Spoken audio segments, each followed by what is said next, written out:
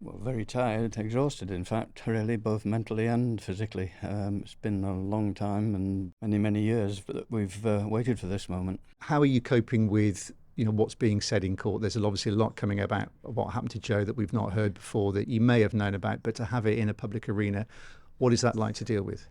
Well, as I'd read the post-mortem report, I knew what had happened anyway, but I didn't want to hear it on the afternoon that they were talking about it with the experts, and so we came out, didn't we? Most of the things we've heard, even the very uncomfortable things, we knew about anyway, but it is different when you hear it in court and everybody else is hearing it as well. You've stood up a couple of times and given statements on behalf of the family. It's a really powerful moment, a very big moment to experience. What was that like for you? What was going through your mind as you were doing that? I think probably that I just wanted to do it and do it as well as possible.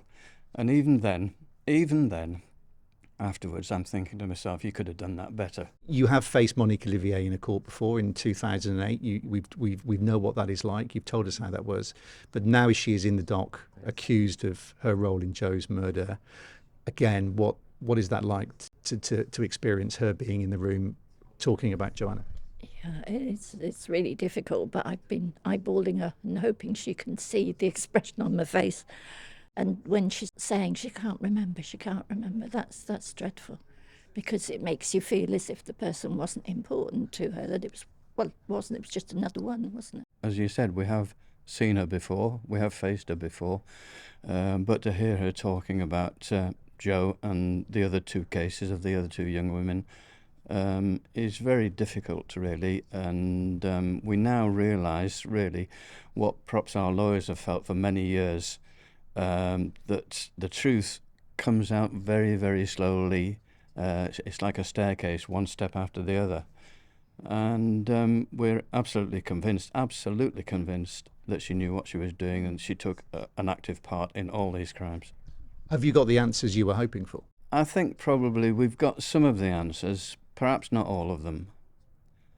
We know more now than we did before, probably a little bit anyway, although, as I said, we probably knew pretty much everything anyway, but it is different to hear it spoken in court. I didn't want to hear her go into what Joe said. I didn't want to hear that at all. What do you make of her defence? She is coming across as someone who wants to talk, who wants to give answers, who wants to be as helpful as possible. She's playing the victim, which we knew she was going to do, saying that she was controlled by Fourniret in fear of her life. Do you believe that defence? Not really, no. It's really what we expected, to be perfectly honest, and it's what a defence team would naturally do. But for us, it simply doesn't wash at all. Is there anything that's missing from what she said? Is there anything more that you want to know? I just wanted to know it was them that did it, actually. Just wanted to make absolutely certain, although we thought it was, but just make certain that we got them. But a lot depends on what happens to her, doesn't it?